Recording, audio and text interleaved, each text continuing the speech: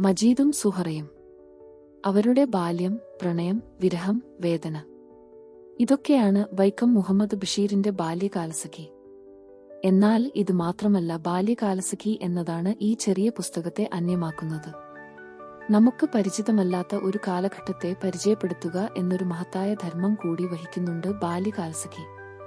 കൂടെ മലയാള സാഹിത്യത്തിന് ഏറെയൊന്നും പരിചിതമല്ലാത്ത ഒരു സംസ്കാരവും നമുക്ക് മുന്നിൽ അനാവൃതമാകുന്നു.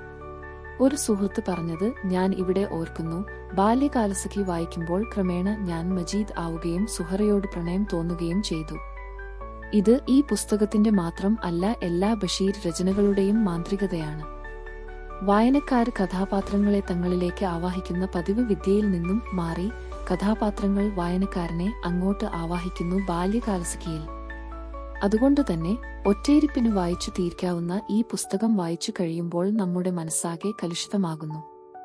ഈയൊരു അവസ്ഥയ്ക്ക് കാരണം മറ്റൊന്നുമല്ല, അതിശയോക്തി ഒട്ടും കലരാതെ യഥാർത്ഥ്യത്തോട് പരമാവധി ചേർന്നു നിന്നുകൊണ്ടാണ് ഗ്രന്ഥകർത്താവ് ബാല്യകാലസഖിയെ നമുക്ക് സമ്മാനിച്ചത്. അവതാരികയിൽ ശരി.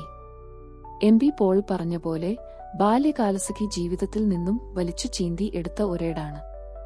വക്കിൽ രക്തം പൊടിഞ്ഞിരിക്കുന്നു. ജീവിതമെപ്പോഴും അങ്ങനെയാണെന്നല്ല, എന്നാൽ ഏറിയ പങ്കും അങ്ങനെയാണ് താനും. ഒരേയൊരു കാര്യം, ഈ യാഥാർത്ഥ്യം അംഗീകരിക്കാൻ നമ്മൾ തയ്യാറല്ല എന്നതാണ്.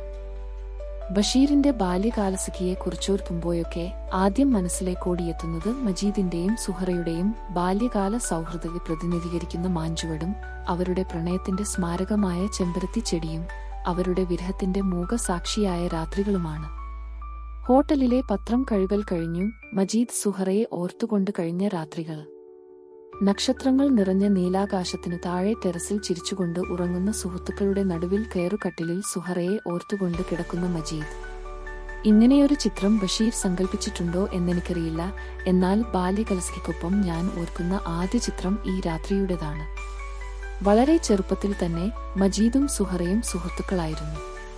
എന്നാൽ അതിനു മുമ്പ് അവർ ശത്രുക്കളും ആയിരുന്നു. അവരുടെ ബാല്യകാലത്തിന് നഖക്ഷതങ്ങളുടെ എരിവും മാമ്പഴത്തിന്റെ മധുരവും ഉണ്ടായിരുന്നു.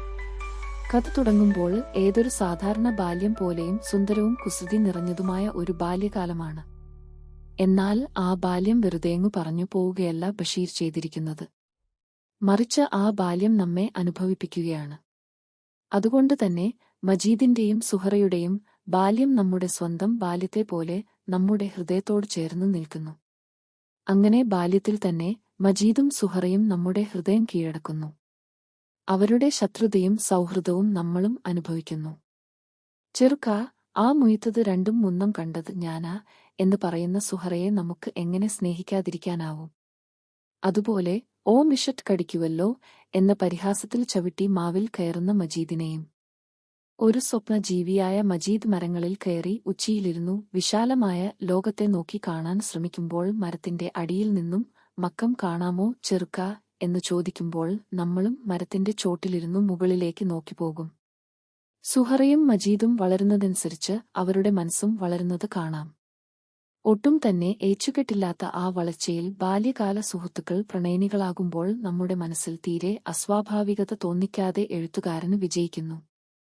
ലളിതമായ ഭാഷയിലാണ് ബഷീർ ജീവിതത്തിന്റെ സങ്കീർണതകളെ ഇവിടെ വരച്ചുകാട്ടുന്നത്.